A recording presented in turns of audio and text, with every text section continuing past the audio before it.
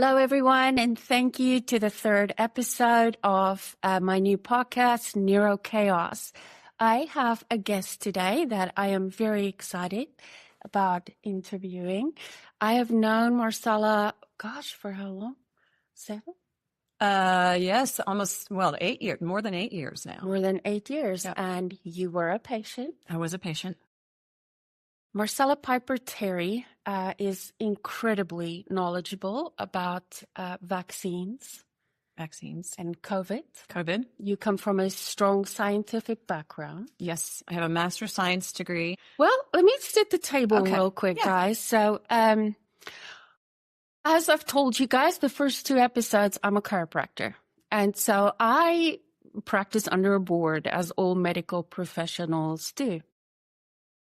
And I do not feel safe, even with the current climate, to always say exactly what I think, because I don't have that freedom.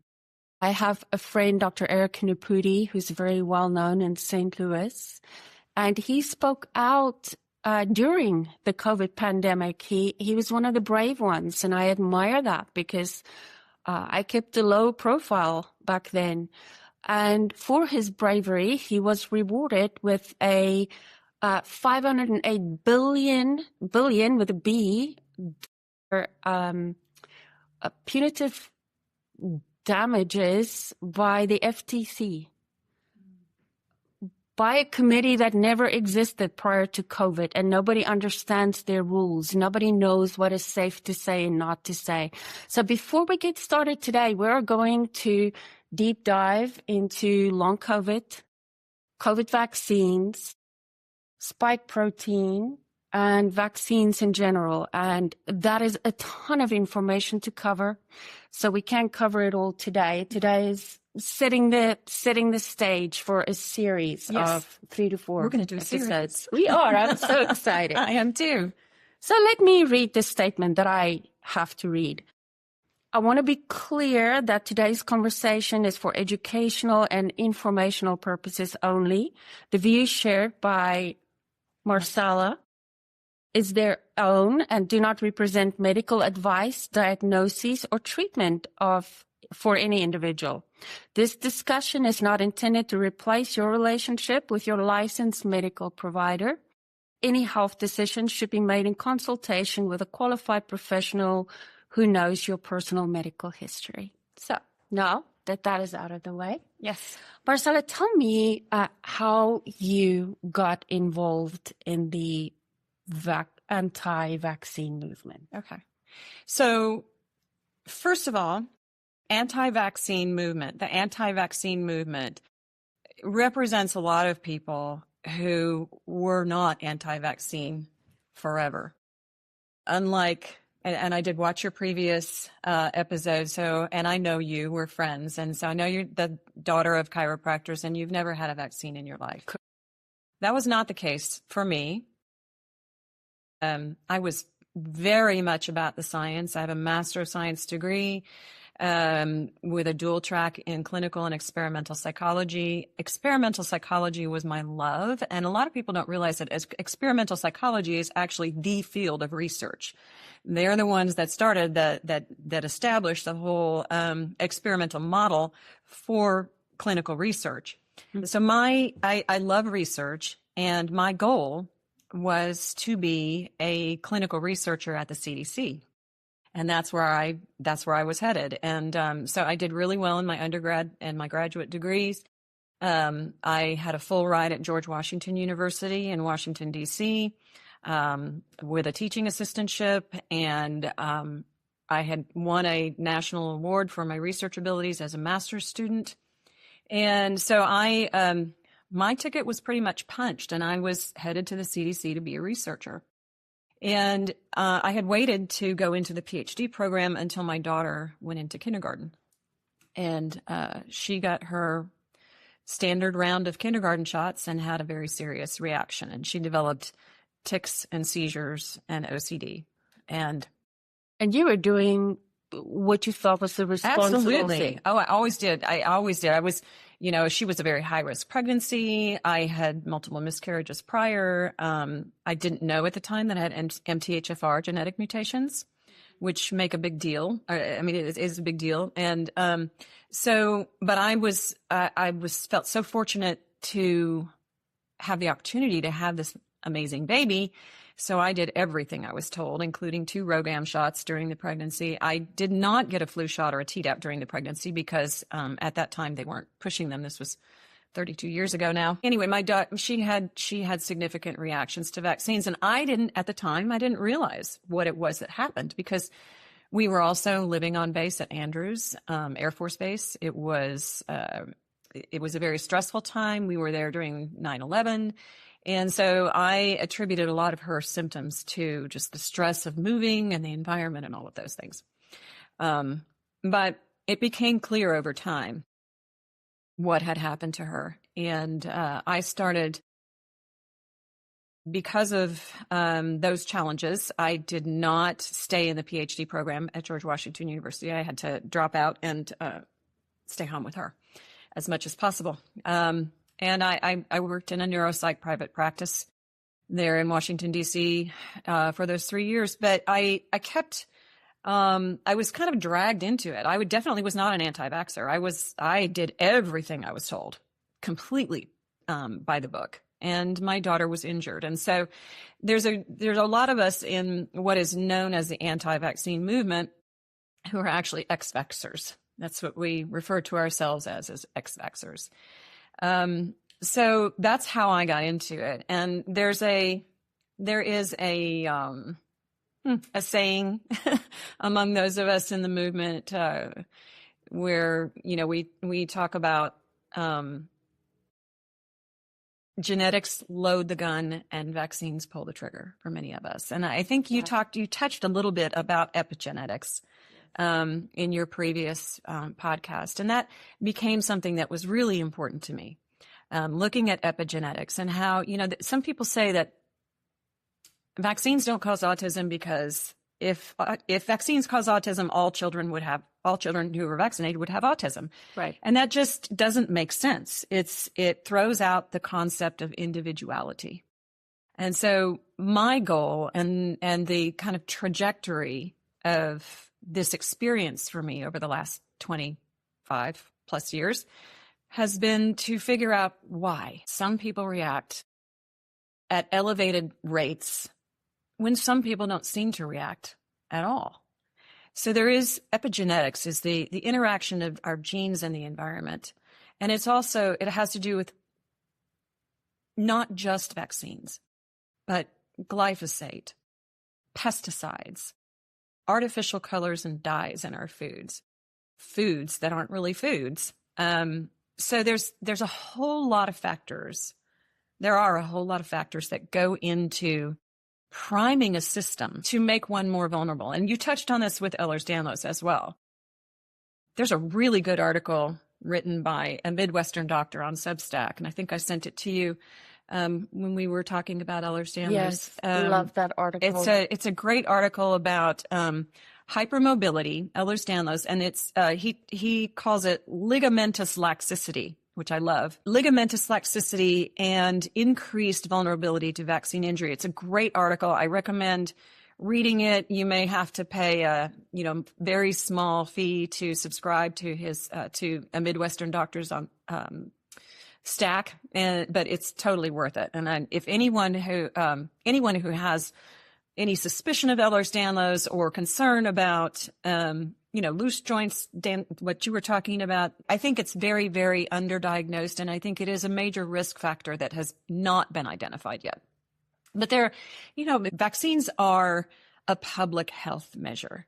So when you think about vaccination and where those recommendations come from, vaccines are clinically trialed on very select participants who do not have diagnosed issues with autoimmunity or those kinds of things. They are people in general who are right in the broad range of average. But when we talk about autoimmunity and things that might increase the risk In general, the more autoimmunity someone has in their family, autoimmune thyroid disease, diabetes, rheumatoid arthritis, those kinds of things, those are signals that the immune system is already ramped up.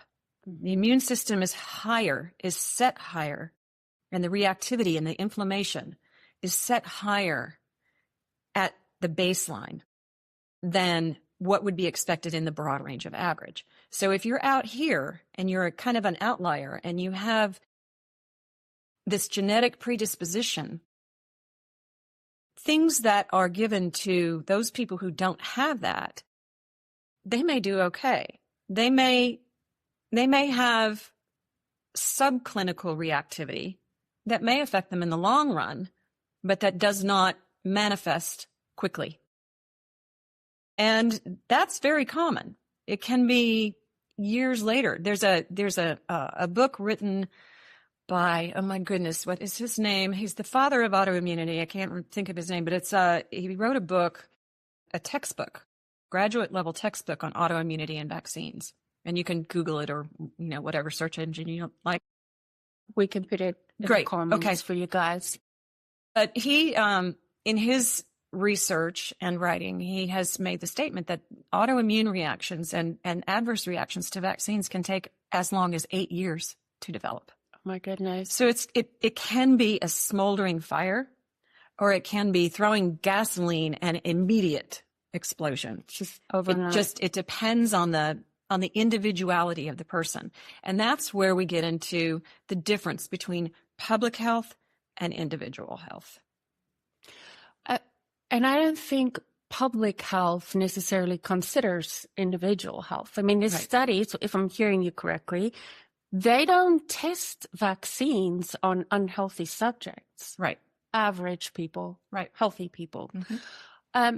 Also, I have a question that just came up. Would you say the COVID vaccine, and, not all those vaccines were the same. Right. There's the mRNA and, different ones, Moderna, Pfizer. Would you say those also just affected vulnerable individuals, or did it also affect healthy individuals? Is that one different? That one is very different. And it's hard. It's hard for me. It's hard for a lot of people who've been studying vaccines and writing about vaccines for a long time to refer to the COVID shots as a vaccine. They actually, during the pandemic and during the time when the vaccines were being rolled out, they changed the definition of what a vaccine is on the HHS website. It used to be that a vaccine was something that contained a little bit of an antigen. So if it was a polio vaccine, it would contain a little bit of the polio antigen. And it oftentimes contained an adjuvant. And an adjuvant is generally aluminum, which is neurotoxic and also immune toxic to some people more than others. But a vaccine generally was considered to be a certain subset of product that behaved in a certain way. With the COVID mRNA vaccines, mRNA shots, they're not anything like what we have always considered to be vaccines. They are gene therapy products. They alter the genetics of the cell, because with the mRNA vaccines or the mRNA shots, what they did is they took the spike protein of the coronavirus. And we need to talk about that too. Is it a coronavirus? Is it a true virus? We're going to get into that. We'll start to today. We'll start to get into that about today. A hot topic. Yeah, very hot What topic. is a spike protein, Marcella? So a spike protein is, there are other viruses that have spike proteins on them. A spike protein is when you look at the image of the coronavirus and it looks like a red ball and it's got these things on the outside of it. Antennas. And yeah, and they look like antennas. It comes out and it's got a little ball on the end of it. Mm-hmm. That's a spike.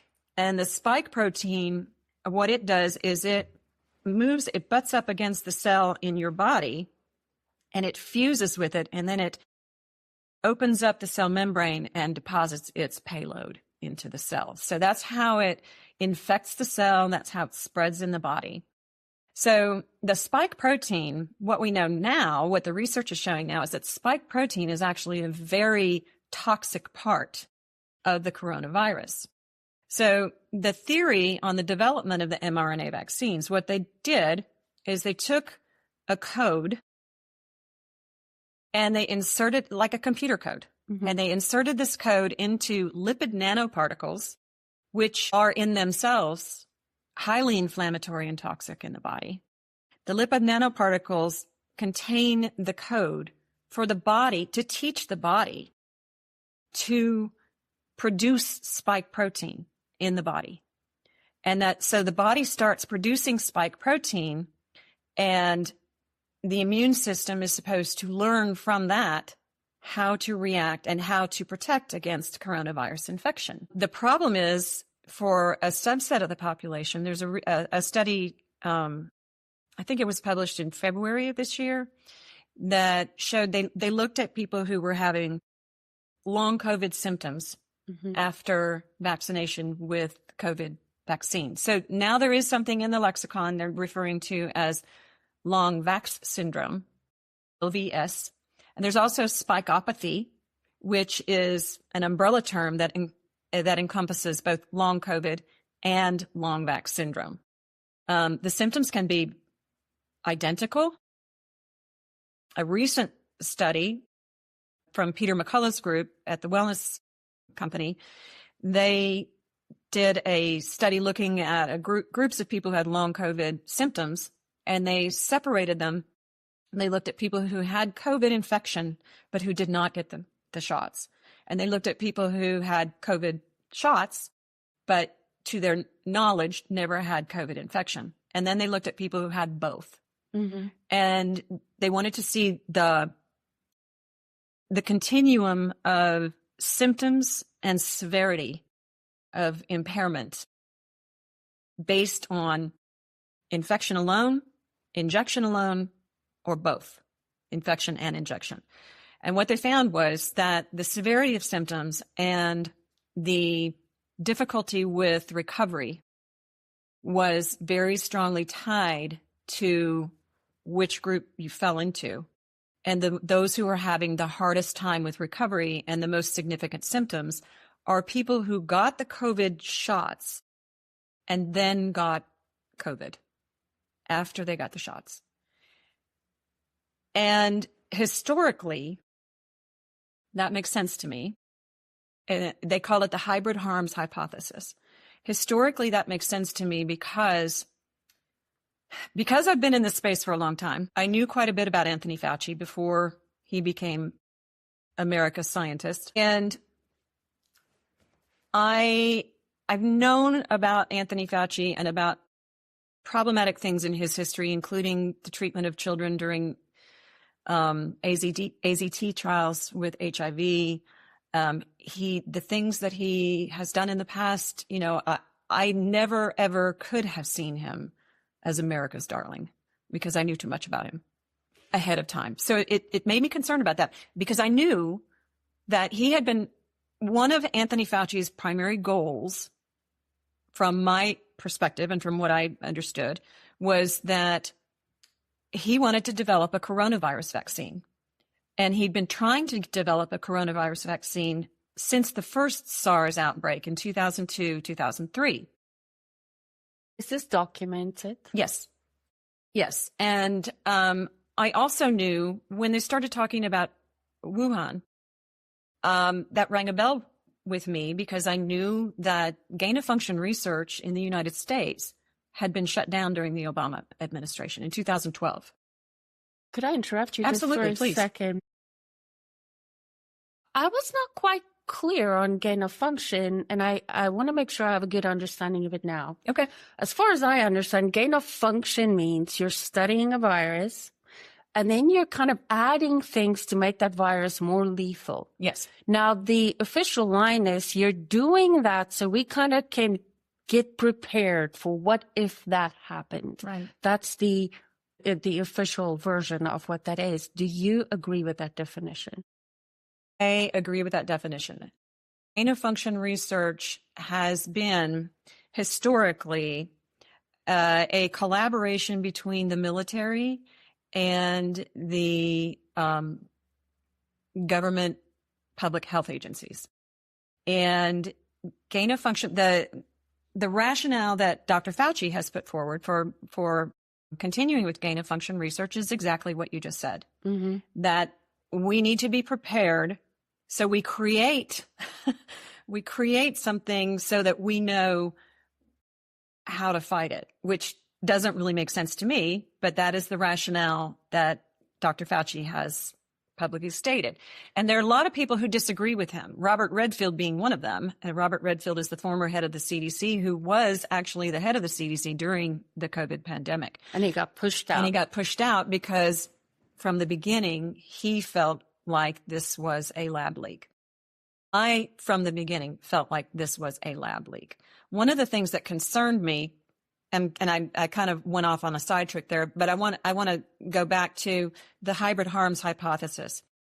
During the attempts to develop a coronavirus vaccine after SARS and prior to 2019, the reason that a coronavirus vaccine was never brought to market is because they could not get past the animal trials.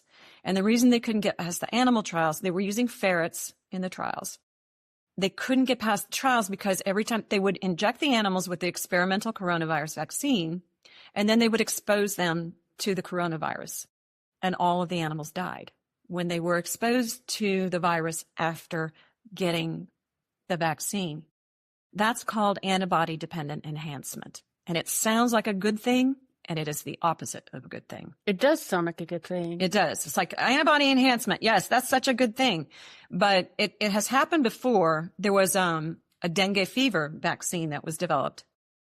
And they started giving it to, and it was approved, and they started giving it to children. And I think it was in the Philippines. And the children, after they were vaccinated, if they were exposed to dengue fever, they had very severe illness and deaths. And so they pulled that vaccine from the market. But antibody-dependent enhancement is something that I was concerned about, and many of the people who are considered anti-vaxxers and were a part of the disinformation dozen and all of that stuff were very concerned about with the COVID vaccine because that was the history. So getting back to Dr. Fauci and my feelings about coronavirus were like, It's coronavirus. It's a coronavirus. It's been around. Yeah, it's coronavirus. But then the more I watched Dr. Fauci's face during the COVID press conferences, to me, and I'm a student of human behavior, his facial expressions just clearly indicated to me that he knew a lot more than what he was saying, and that he was not being forthcoming. And I, because I knew about his history, that was concerning to me. So where I think a lot of people, when getting to, there is no such thing as a coronavirus, and the comments that you got in the Facebook group, let's talk about that. Oh my gosh. All right, guys. So, I come from a world of, my dad was a chiropractor. I was never vaccinated. Once I hit practice, that I just kind of took it for granted. I didn't question it that much, but I will never forget the day it changed. I had a patient from Arkansas. She came in with her husband, and their son was 16 or 17. He was working as a Walmart greeter, but severely affected by the MMR vaccine. MMR. Measles, mumps, rubella. Completely normal baby. Mom put him in the car, in his little car seat that morning. And she said she would never forget. She held him down because he was screaming when they were vaccinating him. I'm sure you've heard the story before. And he was limp when she put him in her back seat. And she never got her little boy back. And the thing that haunted me was, she said, I held him down. Yeah. And I didn't even ask what was in. I didn't even look at the pamphlet. Well, that I have to give you. So, and as parents, and that story brings tears to my eyes, because so many times when I've heard it and lived it, in my own life. And we blame ourselves. Yes. And that is a fuel that just pushes us. And in my own situation, there is a saying within the group within the community, and I've heard Bobby Kennedy say this, and he's right. The mother of a vaccine injured child does more research and better research than the CIA. Absolutely. Because it happened to your child. It happened to my child. I was already a researcher. I was already nationally recognized for my research abilities when it clearly happened to my child. So I didn't become, Dr. Google. I was already a researcher. And many, many parents of vaccine injured children have become excellent researchers. You don't necessarily have to have, you don't have to have a PhD or a master's degree. No. And the thing is that all of this is hidden in plain sight. If you go to the FDA website and look at the vaccine manufacturer's inserts and look at the ingredients, holy crap. If you put those ingredients in a baby bottle and handed it to your child, you would be arrested for attempted murder. And doctors don't know what they're injecting. And that's why it drives me crazy, Marcella, on Facebook, Instagram, whatever. You will always get the comments, well, I am going to trust the experts. I'm going to trust my pediatrician, my child's pediatrician who went to school. Well, and we will, because this is a whole rabbit hole, but who funds medical schools? Mostly pharmaceutical companies, the Pfizers, the Modernas, they're the ones that decide and choose what medical doctors learn in school. That's exactly true. And nurses too. I had my former daughter-in-law, when she was pregnant with my second from her grandchild, she was a NICU nurse. And we had this conversation about vaccines, and she was, giving me lip service and not really going down the rabbit hole with me. Understandable, because there's a whole lot of brainwashing, which I was party to as well. But I was like, okay, let's just, where's your nursing book? Where's your clinical nursing book? She went and got it, this great big book, open it up, went to the publication page, Eli Lilly, major pharmaceutical manufacturer. And this was in Indiana. So Indiana based, but it was like, you have to consider where the information is coming from. And in 2016, I believe it was, I was at a DAN conference, Defeat Autism Now conference. And there was a panel. This was after the film Vaxxed came out. Yeah. And there was a panel after they showed the film. There were 1,000 people in the room. On the panel was several of my friends, including Del Bigtree and Polly Tommy, but also on the panel was Dr. Rachel Ross, who a lot of people will remember Dr. Rachel Ross. She was Dr. Rachel on the TV show The Doctors. And she was a practicing physician and still is. And she's a very smart woman, MD, PhD, both. And she was part of the film Vaxxed. And during that period of time, she learned a lot that she didn't know previously. I got past the microphone because it was a question and answer period. And I asked her, I said, please tell us, during your period of time as a student who was learning and practicing to become a physician who was going to be administering vaccines, what did you learn? What were you taught in your training about vaccines? Did you learn about ingredients? Did you learn about how they're studied? Did you learn about adverse reactions? Did you learn about VAERS, about where to report adverse reactions? What were you taught? And she said, honestly, and her response was so raw and truthful. Mm-hmm. She said, we didn't know anything about ingredients. We weren't taught anything about ingredients. We weren't taught about how they were studied. We weren't taught about how to recognize reactions. We weren't taught about VAERS. Honestly, it was like a robot, blindly following without any data. And I was so thankful for her honesty, and so thankful that we got it on tape and on video. What a great question. Well, I mean, it just, it's one of those things, and I know that you know this. There's so much stuff going on, and all of a sudden it's like, boom, ask this, say this. And that's one of those moments. And I was really, really grateful. But that is it. And so after that, I posted on my Facebook. I have a pretty good sized Facebook following. At that time, probably about 25,000 followers on Facebook. And so, and I know that I have a lot of doctors and nurses who follow me on Facebook because they interact with me.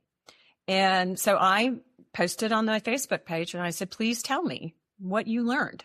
If you are in the medical profession, if you're a doctor, a nurse, a pharmacist, what did you learn in your training about vaccines? Did you learn about ingredients? They learn the schedule. And that's what Dr. Ross says. Here's the schedule. Here's how you give them. They cure diseases. They've saved millions of lives. And that's what we learn. And now they've added an additional little segment that they're teaching doctors and nurses, and that is how to belittle parents. And literally, that's a class? Well, I don't know about it if it's a class, but it's definitely a discussion. And I've had enough discussions with doctors and nurses. By the way, that post on Facebook is still circulating, and it has hundreds, probably thousands of replies by now. I created a Substack article on it. You've got a ton of followers, and we're going to post Marcella's pages that you guys can follow her. She has incredible information, always well researched. Thank you. Well, this Facebook post, a lot of my Facebook posts have turned into Substack posts, and there is an article on my Substack, and it's entitled "What Do Doctors Know About Vaccinations?" Because we're told, ask the doctor, trust the nurse, trust these people. Ask your They don't know pediatrician. because they're not being taught. And Marcella, I'm genuinely asking the questions. I'm sorry if I'm wrong, but don't pediatricians get financially incentivized to meet vaccination quotas? So there are incentives for vaccination quotas. And this is why so many pediatricians have been firing families from their practice. I used to think they felt strongly, but no, they don't want to mess up their ratios. There's an incentive. There's a very big incentive. Money. Yes. And it's, if you have 63% of so in a pediatric practice, the average pediatrician sees about 1,500 patients, and that's their patient load.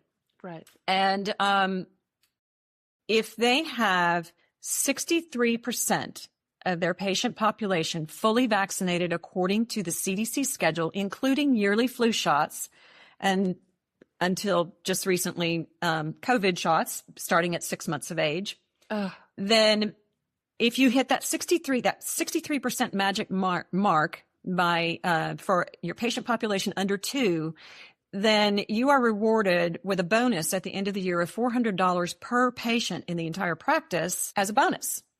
That can run into millions of dollars for large practices with multiple pediatricians. Now, here's the thing.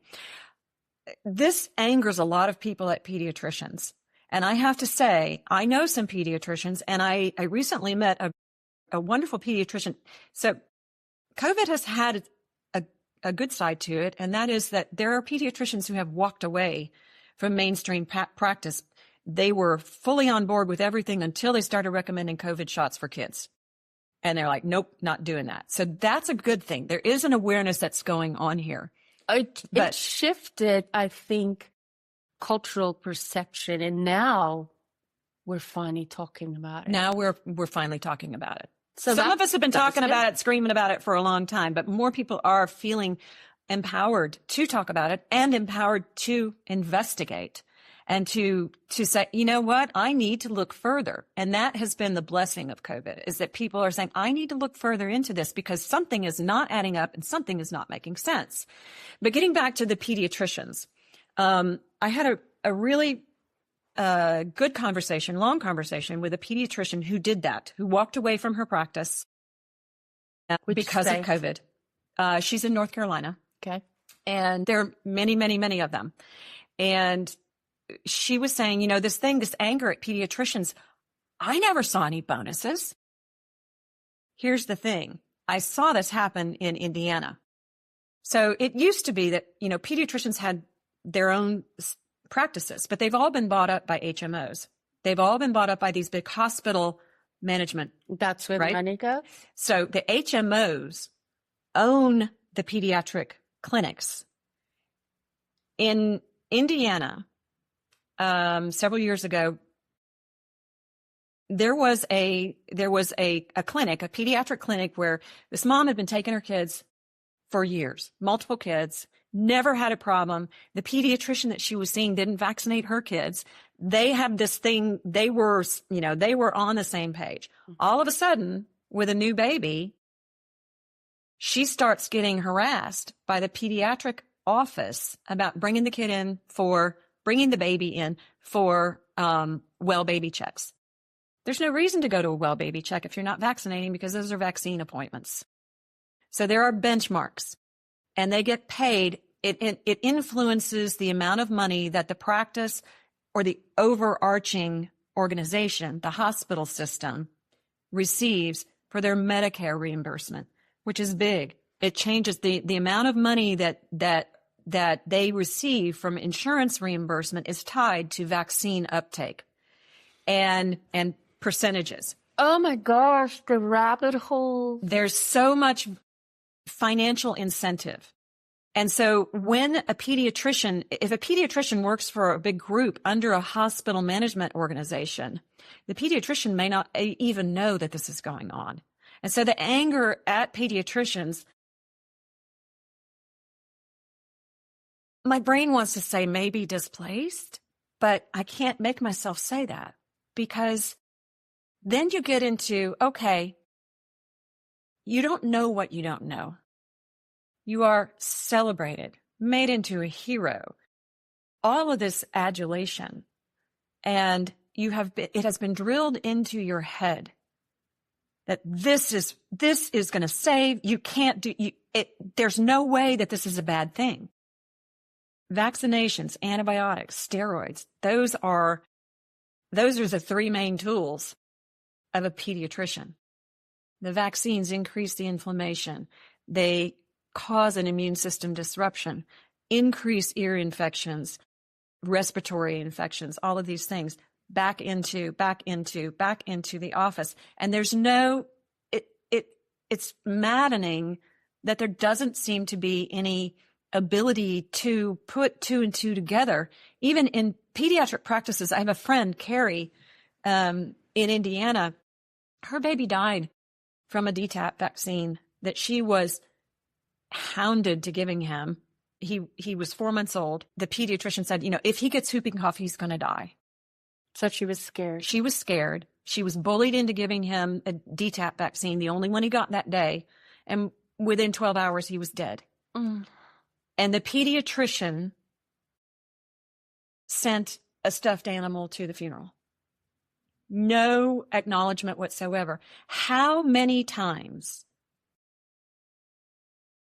as a pediatrician, do you have to see a baby die within hours and not vaccination and not put two and two together? So the longer, the longer you are in practice and the more you see this, the less of a break you get, in my book. If you can't put two and two together and you are not listening to parents, then yes, that anger is justified. Yes. Whether you're receiving kickbacks or not. That's how I felt after watching Thank You, Dr. Fauci, the new documentary. I challenge you to watch that. Absolutely. It's eye-opening. And if you cannot possibly watch that, listen to it, and not walk away with this incredible rage about our government, our medical systems, what happened there. I personally believe in a God, and I believe in an afterlife. And if he does not face a reckoning, I don't know who would. Right. There is so much evil. You said good things came from COVID, and that is true. It opened our eyes. We learned to think for ourselves. We no longer just accepted the status quo. The peels fell off the eyes, as we say in South Africa, of many, many people that never asked questions before. But I think also one of the bad things, Marcella, is something we talked about, is this incredible anger and how it's dividing the United States and countries like Australia, New Zealand, other countries. We go on and I post something I fiercely believe in, which is the treatment of long COVID, of these desperately ill kids. Now, they're at the Spiro Clinic, my clinic. They're here because they're at least open to holistic medicine. So many of those parents were open-minded before and they never vaccinated their kids. But I cannot say somebody suffers from long COVID on Facebook or Instagram without being cursed at, made fun of. It's a nasty movement too, you know. It can be very nasty. And welcome to my world. I don't like your world. I know. But you know what? It is very gratifying. I saw you talking about hitting block and delete. Yeah. That is so. Sometimes I go to I see a post come through and it might be like through, from a public health agency or whatever. And it comes through my feed because my friends are interacting on it. So I'll go to that, and I'll just like go down the list, and anybody who's supportive of that post, I just go block. And it's like, it feels so good. It's like, you're out of here. So it is gratifying. But so let's talk about long COVID and the reaction that you're getting. So within the anti-vaccine movement, there's a huge continuum of people. I've learned that. A very big continuum of people. And some of those people are, vaccine injury is something that does not discriminate. It doesn't care if you're Republican or Democrat or independent. It doesn't care. It's not about politics. It doesn't care if you're Christian or Muslim or atheist. It doesn't care if you live in a multi-million-dollar home or in your car. Vaccine injury affects everyone at every level. So people who within the anti-vax movement, it really is a microcosm of the entire population. Yes. And so you have people that within the movement, there are people who are very, very good friends and who've known each other for many, many years. I'm blessed. I have been blessed by some of another saying, some of the greatest people I wish I'd never met because of the thing that brought us together. Yes. But there are groups and they're small. There are subgroups that are small that can be incredibly abusive. Yes. Part of it is paranoia, and rightfully so. Trauma, when you trust like we did, and we held our babies down because we thought that we were doing the right thing. It's analogous to me. It's analogous to having your child growing up in a Catholic church where they're being molested by the priest. The pediatrician is the priest in this scenario. So there is a lot of anger among people because we trusted, and our children were harmed because we trusted. When you go through that kind of a situation, that's trauma, that's PTSD, and it makes it very, very hard to trust in any situation because we trusted blindly and we were hurt and our kids were hurt, and sometimes our kids were killed. So there is a lot of trauma, and whenever you have a whole lot of people who have a lot of trauma, you're going to have a lot of drama. There's always drama, and it permeates this movement. There is a subgroup within the movement that believes very strongly that viruses do not exist. There's no such thing as a virus. It's all detox. There's some pretty convincing arguments on that side. And I had a very, very good friend, Sean Siegel, who was an amazing activist. He was one of my board members when I had Vax Truth, an organization that I founded. You know, and Sean can make a very convincing argument that there's never been an isolated virus. Mm-hmm. On the other hand, I've got a really good friend in Suzanne Humphreys and some other really smart doctors who say, you know, wait a minute, that's going a little too far. I think there's arguments on both sides, but the group that absolutely believes there's no such thing as a virus has taken over the long COVID conversation in some respects. They will infiltrate your groups. They infiltrate my page. And I just go, I'm not arguing with these people. I'm just block, delete. You can't argue. No, it is a belief that is so strong that it is a religious belief. It's like a religious zealot belief. Yeah. And you can't change those. So don't try. Protect yourself. But here's the thing about that. So in my understanding and research, going back to the very beginning of the COVID pandemic, my belief was that this is a lab leak. This is the result of a lab leak. And I know that. I mean, I felt that. I knew that internally. I knew that with every fiber of my being because I have watched lab leaks. Ebola, Zika, all of these things, anthrax, smallpox, all of these were the result of lab leaks in the last 15, 20 years. You made a comment, if I may interrupt, yeah. yesterday that stuck with me, Marcella. You said if the general public knew how often those leaks happen, yeah. no one would sleep. It's terrifying. Soundly at night. It would be terrifying. And that was the thing. That was the thing that made me concerned about coronavirus. I would not have been as concerned about it. I would not have gone beyond the stage if it had not been for my understanding of previous lab leaks, my understanding of gain of function research, and my understanding of Anthony Fauci from the beginning. I knew that Anthony Fauci had outsourced gain of function research to the Wuhan Institute of Virology. And I knew that, I think it was 2017. It was sometime between 2015 and 2017 because it was published in, I think it was in Bloomberg, but it was published in one of the financial pages about outsourcing gain of function research. And there was a moratorium on it in the United States because it's so dangerous. Yeah. So I knew that had happened. So when it started and it was Wuhan, I was like, okay. So my question was, how bad is this going to get? So to those people who say there is no such thing as coronavirus, I would say, this is not a virus. This is not a standard virus. It was man-made. There is a splice. And I encourage people, like Dr. K just said, to really watch. Thank you, Dr. Fauci. It's a very, very important documentary. It's on Angel. Angel is, if you Google Angel and thank you, Dr. Fauci, you'll find it. And again, you may have to pay for a subscription that is totally worth it. Yes. Not expensive, very much worth it.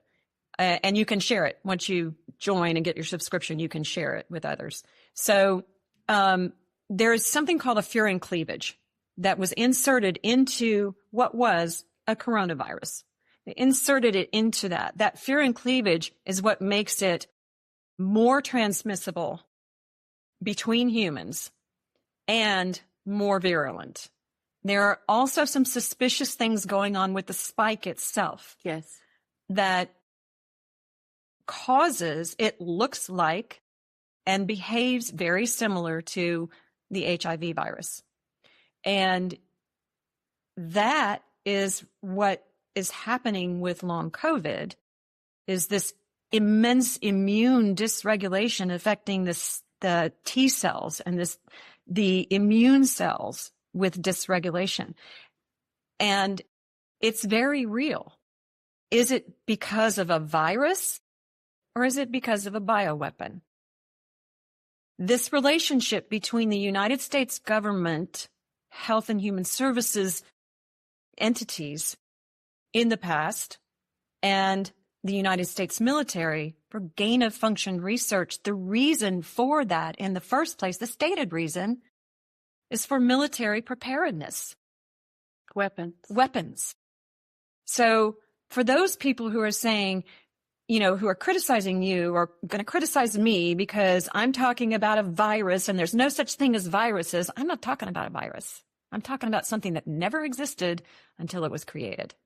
And the reason for its creation was to increase infectivity and increase severity. It's interesting to me when you say all these things. You're much more knowledgeable than I am about the actual virus, bioweapon, whatever you want to call it. But I was doing so much research when I was writing Neurochaos, how long COVID rewired the brains of our children. And it's going to be out in February. We'll post a link. You can pre-order, unfortunately, only on Kindle. But I told you, it struck me after a while that this thing seemed to have been, these are my personal feelings, bioengineered for maximum damage. Yeah. It can breach the blood-brain barrier, which is very uncommon. Maybe not. Yeah. Things can breach the blood-brain barrier more often than what we think. And part of what causes things to breach the blood-brain barrier is polysorbate 80. And polysorbate 80 is something that is in many, many, many vaccines. Polysorbate 80 is used in cancer drug trials. They pair it with drugs that they want to get into the brain for brain cancer because it opens up the blood-brain barrier and it will walk the medication into the brain. So polysorbate 80 is a big deal. And polysorbate 80 and polyethylene glycol are very closely related. And polyethylene glycol is what the lipid nanoparticles are made of that are encasing the code of the coronavirus, of the spike protein, to make the spike protein. What I wanted to say about a follow-up on this, the spike protein issue, when they tracked these people who had gotten vaccinations, the COVID shots, what they found was in a subset of the population. So there's this huge immune response. People were having really bad reactions and they were like, oh, this is how I know it's working. It's so good. I feel like crap. What they found was that, especially in young people with healthy immune systems, they tended to have worse outcomes because their bodies, their immune systems are reacting so strong. They are continuing to produce spike protein up to 2 years after their last COVID shot. And that spike protein is toxic and it continues to go. So one of the things that is coming out about long COVID, so there are people who are suffering from long COVID who never got the shots. People who got the shots and are suffering from long COVID or long vax, and people who got shots and COVID who are suffering, and those are the ones who seem to be suffering the most, according to the research. So one of the other things that has come out is that people who have MTHFR genetic mutations and mutations in their methylation pathway. The methylation pathway is how we detoxify from environmental exposures. And this is that epigenetic gene-environment interaction. The people who have long COVID, and especially the people who did not get the shots and who have long COVID, appear to be, according to what research is there now, appear to be more likely to have MTHFR genetic mutations. And from what I am seeing and hearing, they are also more likely to have heavy metal toxicity and or mold exposure. Mm-hmm. So we think about this as kind of a perfect storm. So if they did not have a genetic vulnerability that decreases their ability to detoxify from other environmental toxins, yes, then they may not have had such a bad outcome from a coronavirus infection, whether it's a viral or bioweapon, whatever that argument is. But because the genetics are different, just as with what we see with autism and serious vaccine injury, it's not a genetic predisposition to autism. It's a genetic predisposition that affects the ability to detoxify, which increases the overall toxicity of the body. Gun is loaded. The gun is loaded, and then the trigger hits, and boom, there's regression, or there's an explosion of inflammation, and then there's immune system disruption and gastrointestinal issues and brain fog and all of these things. It's not really different from what we see with children who have serious vaccine injuries. And again, there are children who have autism who've never had a vaccine. Yes. But our environment is so full of toxicity. Vaccines are still one thing that we can control. We can say no as parents, and we can't always, control the environment. Some people live in an area. Some people don't have the money to move. Some people don't have the resources to fix their homes. They don't have, so there are a lot of people who are and a lot of children, a lot of vulnerable people, vulnerable from a genetic standpoint, right, who are already at a very high level of dis-ease in their body. They have a high level of toxicity, a high level of inflammation. They may look perfectly fine because they haven't developed clinical symptoms yet. And then something comes along and pushes them into that clinical realm of expression. And then you get all of these things that you're dealing with long COVID. Long COVID, I think, is very, very similar to other forms of vaccine injury, whether or not they've had the vaccine. It's a total load theory, which is something that has been talked about a lot recently. It's a total load theory. So what I would say to those people who say, there is no such thing as long COVID without vaccination, there's a whole other issue there, and that is the shedding of the COVID shots. And that affects all of us. That affects all of us. And they do shed. Dr.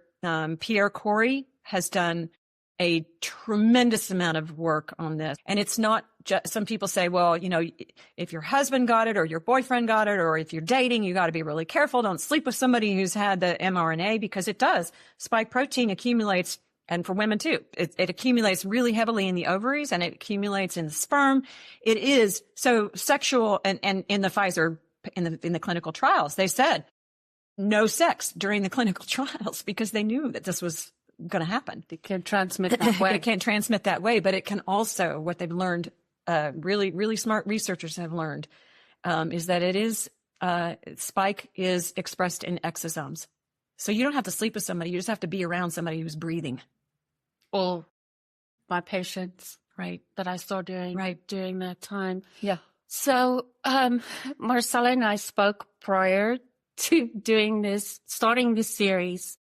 I think our biggest issue was the massive amount of information. So we're going to eat an elephant one bite at a time. So I think that is our intro today. Yeah.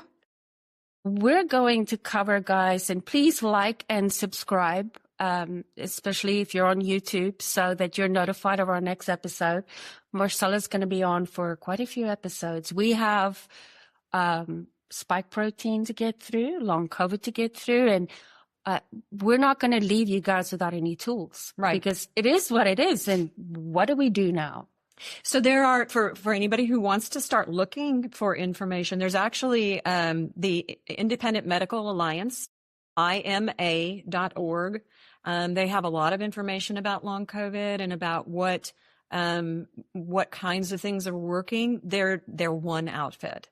There's another one, the World Council for Health, is Tess Lawrie's group. They have some really good information too. It's a lot.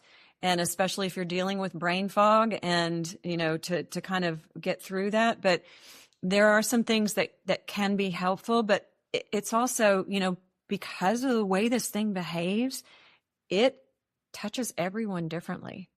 And so that's one of the things that's making it so difficult, is because I, from what I'm hearing and what I'm seeing with a lot of friends is that,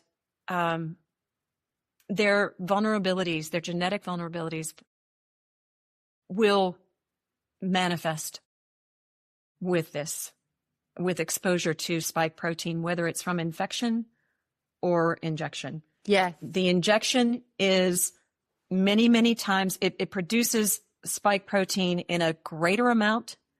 And depending on the immune reactivity and the strength of the immune system, it can go on for a very long time. They cut off the study at 2 years.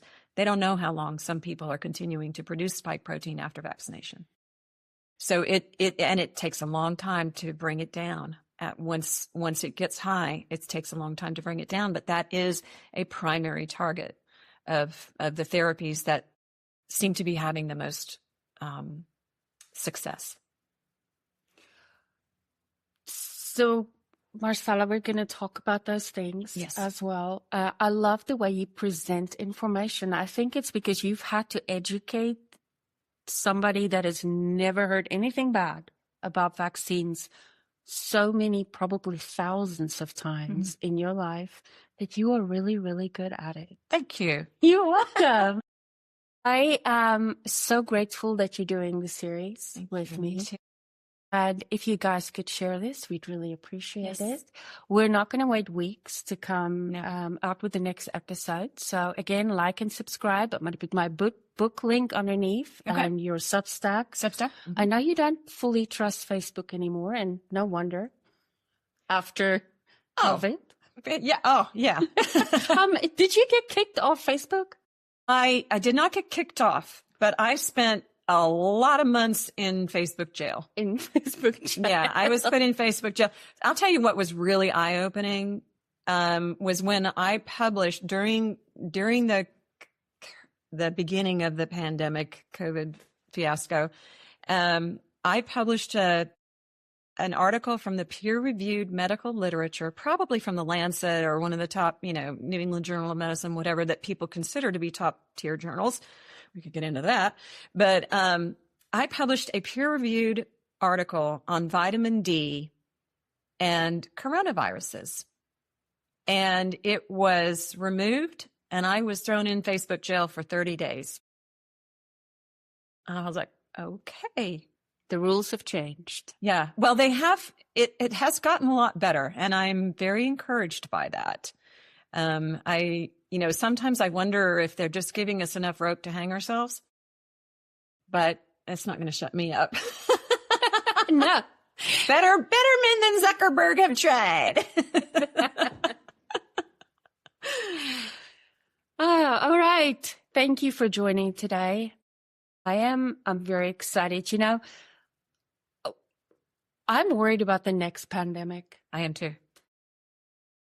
I'm worried about how many people will remember the lessons that we learned from this one. So what can we do to make it better, to mitigate the horrible criminal things that were done to humankind, and then how to respond next time? And it's all about just informing yourself. What I always say to patients, I cannot say don't vaccinate your baby. I say, if you're going to hold your baby down to get vaccinated, you better know what is being injected into your child. Exactly. Research the ingredients. If nothing else, go to the FDA website and look at the vaccine manufacturer's inserts for the vaccinations that your pediatrician is telling you that your child needs. And every parent should be looking at the CDC schedule, should know ahead of time what vaccinations their child is due for, and do their own research ahead of time and be prepared for those discussions. Because if you are not informed, you need to be the most informed person in the room. Because if something bad happens to your child, the pediatrician is not going to be held responsible. They have no liability whatsoever, and the vaccine manufacturer doesn't either.